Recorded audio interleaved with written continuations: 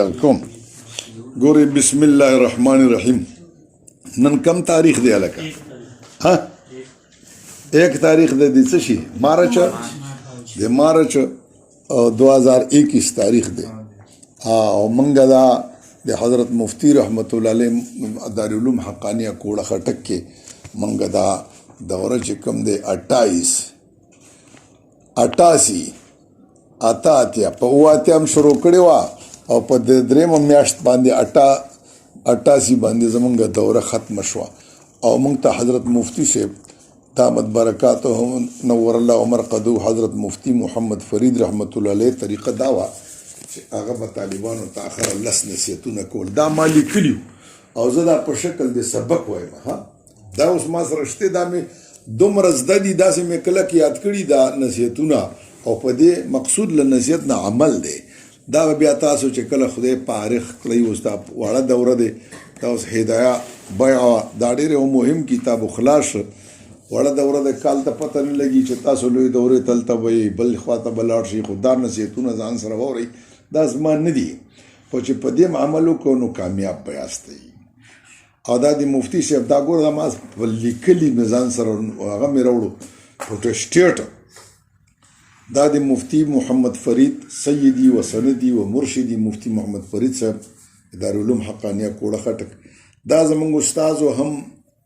په تصوف کې امام زمونږ په تصوف کې پیرو او په احادیثو کې په علم شریعت کې زمونږ استاد او په علم باطن هغه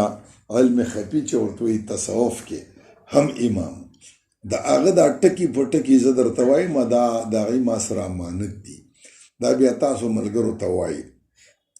مفتی صاحب موږ ته اول وصیت کړی و تاسې به د زړه په غوږو زده کوئ ښه صحیح ده خوښه ده اول نصیحت د مفتی صاحب دا ده چې موږ به صحیح او پخته علم حاصلو د ماهرو اساتذو درس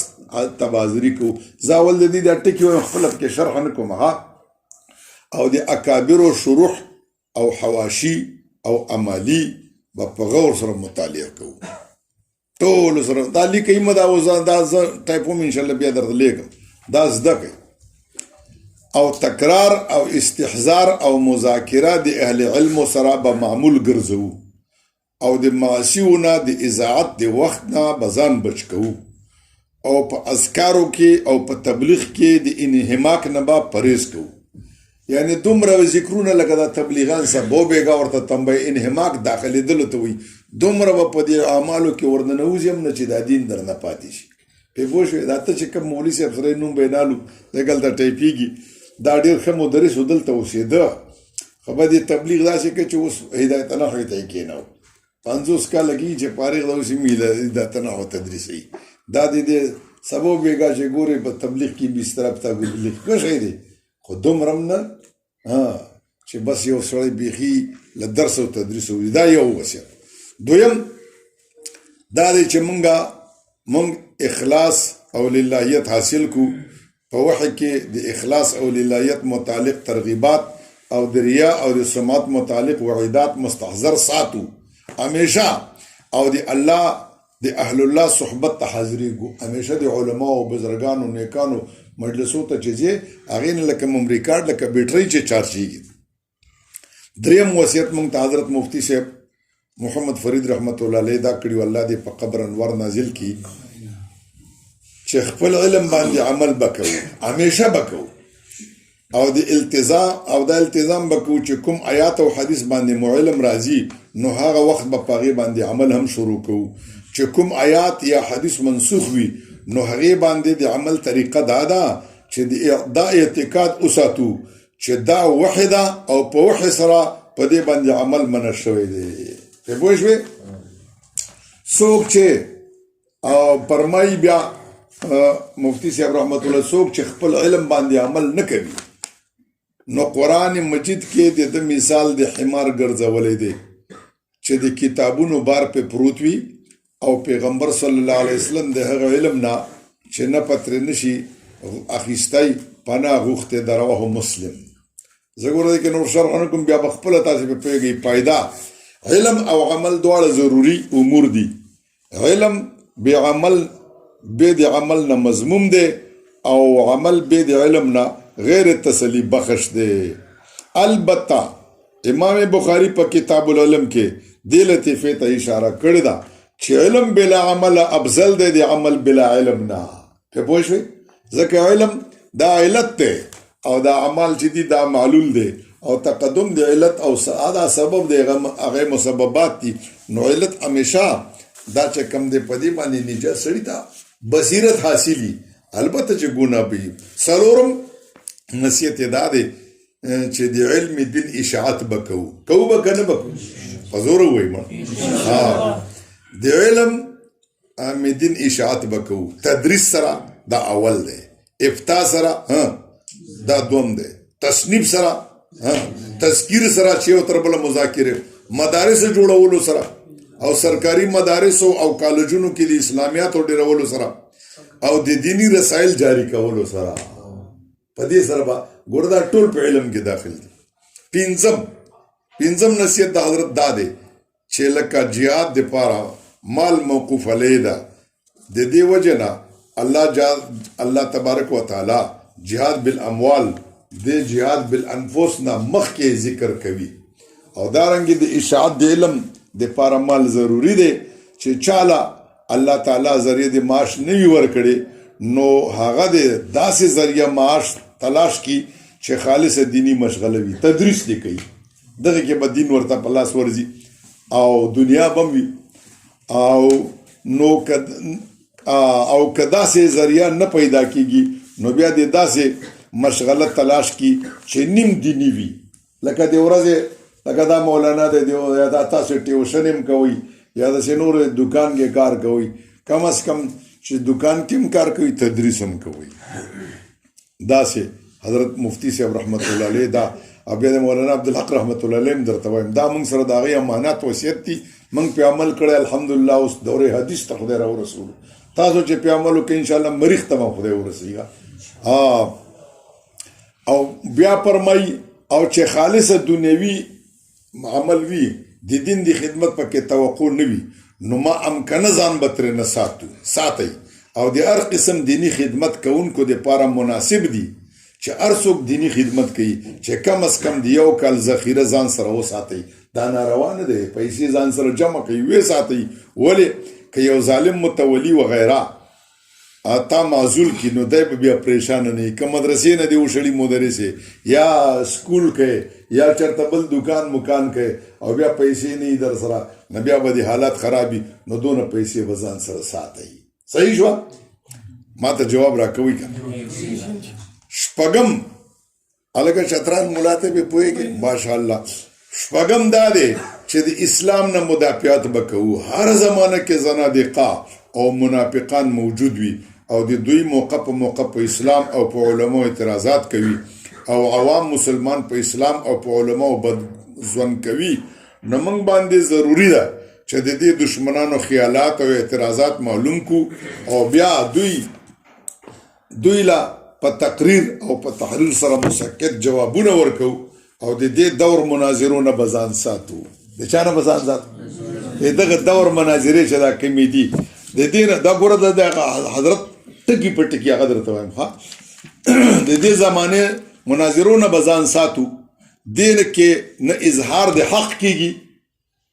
او نه اظهار د حق مقصود وي بلکې عداوت او مقاتلت ترې پیدا کیږي. همداسې ده که نه ته خدای چې زه چا سره مناظره کوم زه به د هغه باندې ور واوړم قسم په رب دی ما د پنجپیریانو حضراتو سره ځلې مناظره کوله ټول مې ورته دروغ ویلې خو قسم پر رب دی چې ټول مې پسې واخیسته هغې ټولو رښتیا وې. یوه زمانه وه د منطق فلسفه ما ویلې ځکه چې حدیث ما ته نه راتله خو د هغې په سوال به مې سوال کوه لکه دا مطلق شی دی او که شی مطلق دی دا لکه عدم د روایت ده که روایت د عدم بس پوښتنې به هم پې د قاضي حمدالله پې نو دا ناروا دي. داسې مناظرې مه کوئ. اووم نصیحت دا دی چې موږ به منظم اوسیږو، امیر ناظم خزانچی به مقررو، مناسب وخت کې به اجتماع به هم کوو. د دې ډېر اثر وي، حکومت او د دین دشمنان او عوام ترې متاثره وي. لکه دا حیات آباد کې د علماو یو مستقل تنظیم دی، که داسې نه وي خو هر چا چې په چا ور منډه کړه به اتمه موضاف یا به منهدم کړي. صحیح شوه؟ اتم نصیحت د حضرت داو چې سیاست کې به خامخا موږ حصه اخلو. چا کې به حصه اخلو؟ ځان ته به ګوش نه نشي سیاست کې به خامخا حصه اخلو. دا به نه کوو چې د مشرۍ نه خپل رستو شو او یو نااهل اوچت کو. د جمعیت علماء اسلام د اصولو ماتحت به ژوند تیرو. د دې اصولو خلاصه دا ده چې اول دا معلومه کو چې دا د اسلامی نظام او د اسلامی اقتدار راتلو کې څوک رکاوټ اچوي او د دوی آلات او وسایل څه دي.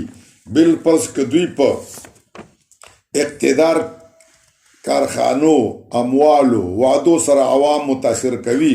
او د حق نه متنفر کوي، نو د دې غیر مؤثر کېدو جایز انتظام وکړو او د دې رکاوټ پیدا کوونکو د سوري د لاندې کېناستو نه ځان وساتو او د دې سوري لاندې صرف د لفظي خدمت د دین امید وي. البته که د حقیقي خدمت ځوان غالب وي نو قابل اعتراض نه دي. دا نن سبا دا مولان چې په دې یاره ما د پی ټي آی کې ولیدو فلاني کې ډېر ښه دین ده، ته خدای هلته دین یي.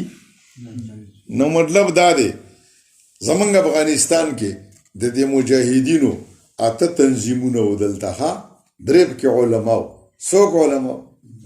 یو مولانا محمد نبی رحمت الله علیه، یو مولانا محمد یونس خالص رحمت الله علیه، یو مولانا جلال الدین حقانی رحمت الله علیه، او دا نور پکې مکتبیان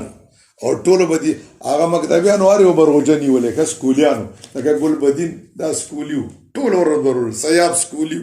رباني سکولي و، هغه صبغت الله سکولي و،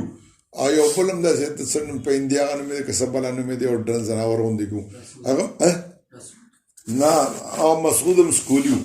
دوی ټولو د دین چغې ولې هر یو ته به چې ورغلی دوشنبه او پنجشنبه یې ټولو روژه وه. لیکن موږ ته ورځ مفتي محمود رحمت الله علیه سبا په مردان کې بیان کوو. مذکر شروع هغه ویلې کل شی یرجع الی اصله، هر شی په اصل معلومیږي، دا به اصل ته ځي. دغه مولان به اخر په دین پاتې کېږي او دا سکولیان به اخر دین نه وځي. ته په خدای اعتبار وکړئ چې دا 40 کاله به کېږي او د دې مسلې چې مولانا مفتی محمود رحمت الله علیه دا په مردان کې چاټو چوک کې دا خبره کړې وه چې کل شی یرجع، هغه یې دې دپاره نه ویلي چې دغې افغان مهاجرو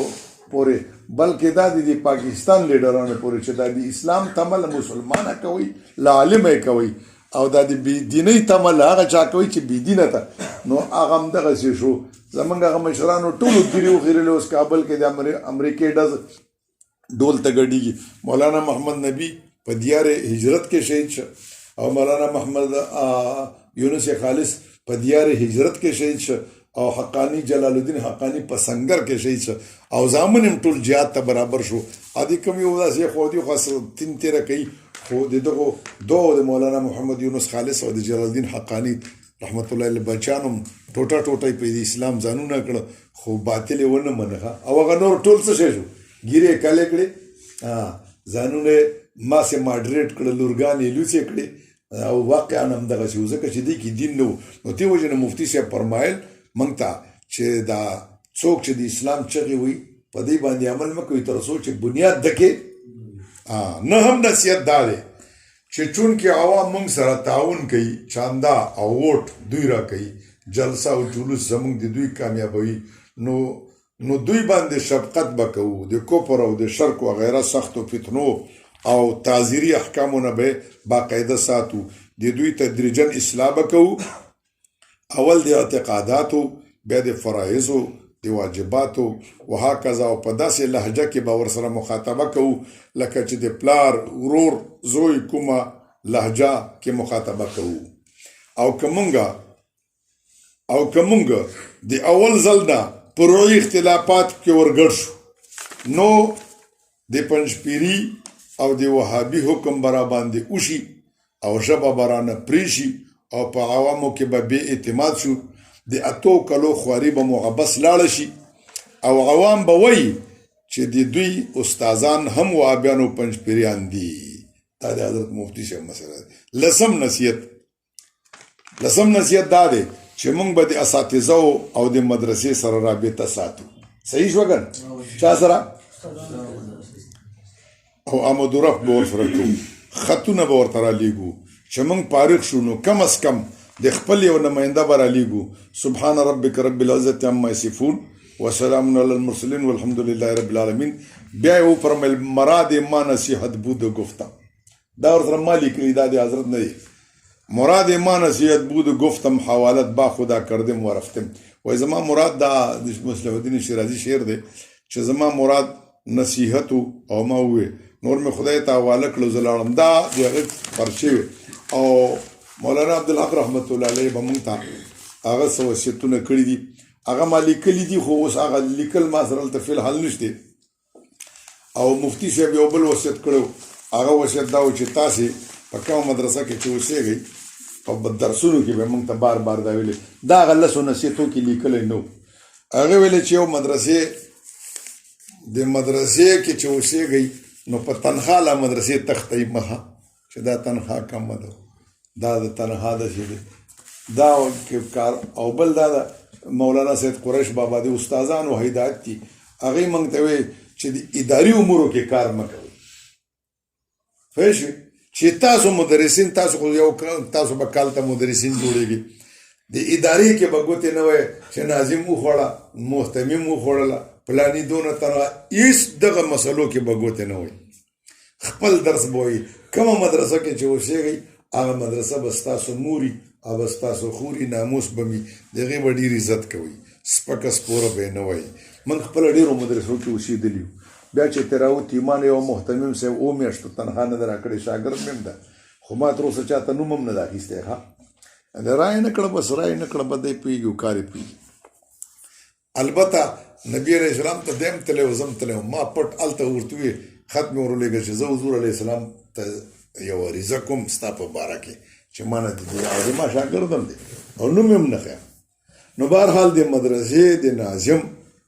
د محتمم په دوی باندې به ردونه نه کوئ، د مدرسې سپکې به چاته نه بیانوئ. کیدای شي هغه 1 روپۍ څوک ورکوي، هغه تاسې په دې وجه باندې هغه بیا در نه کړي. مفتي صاحب فرمایل چې داسې به نه کوئ او خپله به خلکو نه عزتونه نه غواړي چې وایي د ما عزت ونه شه. بل به تاسې کله محتمم صاحب ته یا ناظم صاحب ته یا خپل ملګري ته مشوره ورکوي. مشوره دا وحي نه وي، هغه به یې تا نه مني، نو ته م وایي د ما یې ولې ونه منله، حرف اخرې ونه من، بس پرېږدی چې څنګه کېږي. پې پوه شو. بل هغه وایي چې مدرسه کې که پوهېږې چې زه وځم دې مدرسې نه دا ورانېږي، نو که تا ته څونه تکلیف یا مدرسه مه ورانوئ چې خدای به ستاسو کاته ګډوړی. بعضې مدرس په دې پوهېږي چې دا طالبان ټول ما سره دي، ایسه وتښتي ټول بیا ځان سره بوځي. نو سید قریش بابا دی و دا موږ استادانو ده، اکثرو به بیا داسې چې بعضې به لاړ بیا به مدرسه شړه شو چې پوهېږي چې دا مدرسه په ما شړېږي، بیا به نه تېزوي. که څونه درته تکلیف هره مدرسه کې. او بل که تاسو محتممان شوئ، غټ غټ کتابونه مالئ، اکثره کتابونه بیا محتمم ویلی نشي او ناظم یې نشي ویلی، خو هغه مدرسه کې زور ده سره هغه نو بیا هغه طالبان بیا دنه نه وایي، هغه بیا خپله شړېږي، هغه بیا شړه شي. نو مولانا عبدالحق رحمت الله علیه په خپل ژوند مولانا عبدالحق رحمت الله علیه موږ ته ویلې چې تاسو هغه وختو کې درجې نه وې چې تاسو شرجامي پړاوی شئ، نو شرجامي کاپیه وانخلئ، څه شی والئ؟ هدایت نحوه. 20 ځلې دا ووایي. مولانا صاحب په خپل ژوند کې خپلو زمانو ته حدیثو کتابونه نه ورکول. ښه پوه شوې. نو یوه ورځ ما داسې اعتراض غوندې وکړو چې مولانا صاحب خو به نه ورکول، دا مولانا سمیونق صاحب ولې ځان پسې دغه لیکلې ده بخاري شریف. بیا بل ورځ مفتي صاحب نه تپوس وکړو، هغې ویلې نه داسې دا سینټ کې خلکو ته وښیي چې ما پسې بخاري ده، دا زه وایم هغه پوه شوې. کتاب الحج بخاري به پسې لیکلې وه. نو مولانا رحمت الله علیه د مولانا صاحب دا مولانا عبدالحق رحمت الله علیه دا طریقه. دومره خبره چې مهمه خبره ده او آخري خبره ده، دا زده کوي چې تصوف کې ځان داخل کوي. چا کې ځان داخل کوي؟ ويعلمهم الكتاب والحکمت ويزکیهم. دا تزکیه هر عالم چې تزکیه نه کړي د علماء دیوبند کې چې مفتی دی که محدث دی، دا بغیر د تصوف نه ده راغلی.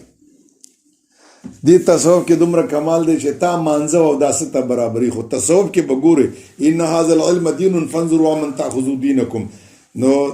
بل د ابن سیرین د دې بزرګانو او اولیاءو قصو ته به غوږ نیسئ، دا بل ولوي. بل دا دی چې تاسې کلم تقریر کوئ. د تصوف لوی حصه دا د شیطان به تاسو نه پرېږدي چې وایي دا پلانی پیر خو نه پوهېږي، خو پیر به هم ګوره سم او مشوره نیسي زما په ټول علماو کې چې څومره متاثر شویم په استادانو کې د مفتی محمد فرید رحمت الله علیه نه بل استاد نه مولانا عبدالحق رحمت الله علیه خو تاج و تخت خو بالای له قانون نه هغه ډېر لوی شخصیت نور دونه متاثر له بل چا نه وم. زه به چې کوم حدیث کې عملا ګډ وډ شم ما به د مفتی صاحب نقل و حرکت ته کتلې هغه د حدیث شرح به د ده په اعمالو کې مونږ ته ښکارېده. او په تصوف امامانو کې هر یو تصوف مه ګورې هر تصوف ته مه ځئ. یو چې چا د چا فضایل بیانول چې داسې پیر ده وایي پیر نه مې پرد مرید اورا مې پرانن پیر خپله نه الوځي مریدان یې لوی موږ پیر د شپې عرش عظیم کې ناست زمونږ پیر د شپې پلاني ځای ته لاړ دا مه منئ. زمونږ ما 3 کاله د مفتی صاحب رحمت الله علیه زه مریدم بیا مو هغه وختو کې دونه په دې 3-13 نه پوهېدم چې کله وفات کېده دې وختو کې نوجوان هم دا منطق و میراثو باندې ککړ ما دغه به م ویلې بیا ما پیر تلاش کړم 3 کاله مکه مکرمه کې مې استخارې وکړې 2 پیران ما ته په ټول پاکستان کې په لاس راغله. پیران خو ډېر بزرګان شته دي په نور زما اعتراض نشته خو 2 پیران راته په لاس راغله چې یو د مفتی مختار الدین شاه صاحب او یو عزیز الرحمن هزاروی رحمت الله علیه دا 2 ما ته نو دې کې مې بیا یو کال استخارې کولې خو استخاره کې زیات چې هغه راغی په عزیز الرحمن هزاروی صاحب هغه بل مې بیا نه وکتلی خو اراده مې وه ډېره ورته خو هر څونه علماونه مې ډېر تحقیق وکړه پوښتنه ځکه چې دا دین ورانېږي له پیر نه دا بدعت پیر نه راځي خو ټولو خلکو داسې پیر ما ته چې بغیر د علایش نه نیک سړی نو د عزیز الرحمن هزاروی صاحب رحمت الله علیه تاسې په خدای اعتبار وکړئ اوس وفات دی. دا ما بیت الله شریف کې ولیده اوس به زه څه دعوه کومه چې انوار مې ولیده او شیخ عبدالقادر ورسره ناست و ماسپښین و خو هسې زړه کې خوند راکړه دا د ما د زړه کعبه مکمله د سره کولو شو. او دومره فقیر او ملنګ سړی و دومره یو ساده مسلمان سړی و په دغه نه پوهېده چې دا د ما زامن کوم دي او دا پیسه څه شی دی یعنې دغه د دین چې څومره شعبې دي د حضرت کې موجودې وې ښه نه پکې ریا وه نه پکې ډېر پیرانی بس خلکو ته خلکو مخکې ډېر برګ وزیړ شي هغه صاحب البکاو زه بالکل د جړا ډېر مخالف یم ها موږ ته به استادان ویلي چې 3 جړاګانو باندې اعتماد مه کوئ یو د پیر یو د ښځې یو د شیعه. ما مفتی رحمت الله علیه سره وخت تېر کړی لوی پیر د پیرانو پیرو په تاریخ کې نه و جړلي ها شیخ حسن جان صاحب نه و جړلي حمدالله بابا دا لوی لوی اکابرین دا زموږ اسلاف دي دا لوی لوی اکابر دوی به نه و جړلي او دا د جړا والا سړي سره او د پیر صاحب به ډېر جړلی حضرت ډېر جړلی خو دا جړا مصنوعي نه وه بالکل هغه صاحب البکاو بالکل بس هغه و چې قرآن کې ویبکون راغلی دی بالکل هغه ریا پکې نه وه دومره خاکساري دومره نیکي دومره بزرګي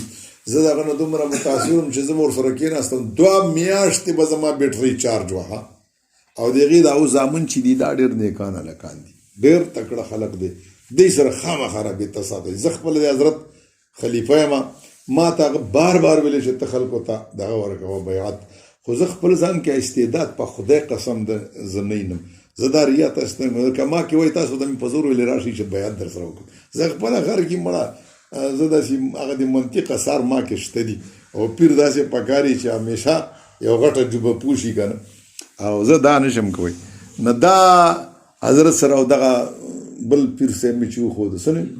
مختار الدین صاحب د خدای ملنګ دی یاره دا ملته وکته موږ ته راغلی ولته کته ډېر له خندانه ډک او ډېر او نور بم پیران وي د خدای بلا شته دي خو بس دغه صحیح پیران دي دې پیرانو سره به بیعت کوئ خو که زړه کې م راغله چې دا به تین تېروي او زه خو علاقه یم یا دا به څنګه نه قیصه به د حضرت موسی او د حضرت خضر علیه السلام را یاده کوي پیر اکثره یو ناجایزه غوندې درته ښکاري دا غلطه یې وکړه هغه غلطه نه وي اکثره خدای پاک موسی علیه السلام ته وویلي چې یو پیر صاحب دی ډېر لوی که نه یو علم ورسره د چا تا سره نشته داسې علم نه دی چې تا نه اوچت دی په دغه مسلک او دغه شعبه کې تا نه اوچت دی الله ورته ویلې بس هغه چې هر څه کوي ټیک کوي ته یې چا ته ووې